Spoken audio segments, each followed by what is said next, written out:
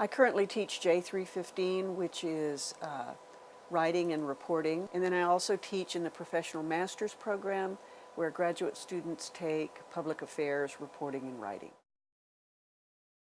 We talk about target audiences and who we're trying to reach with certain types of stories.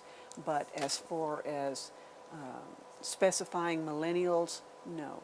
We don't specifically target racial groups, ethnic groups, or age groups.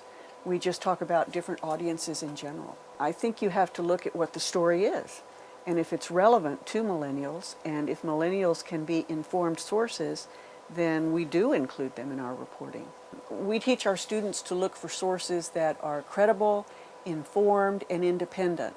We don't send reporters out on the street just to tap somebody on the shoulder and say, oh, you look like you're a millennial, so I want your feedback on this. If a millennial perspective is relevant, we'll seek out that source.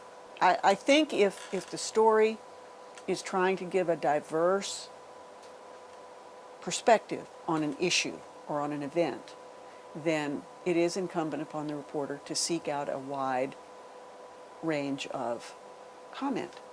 And certainly a millennial should be included in there.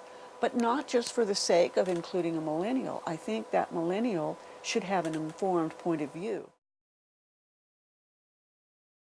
Right, I've noticed that too. And I find it curious considering the groundswell of the youth vote in the 2008 presidential elections, which really contributed to Barack Obama's overwhelming success. And I'm wondering why the media isn't seeking out those youthful voters and saying, are you apathetic this time around? Do you plan to vote? Why don't we hear more from you in this election cycle?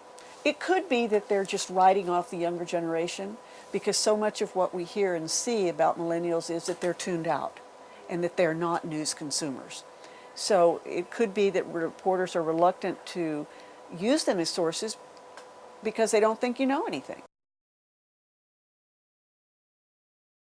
The thing that has caught my niece's attention in the last 24 hours has been the story of the man whose dog was shot by an Austin police officer.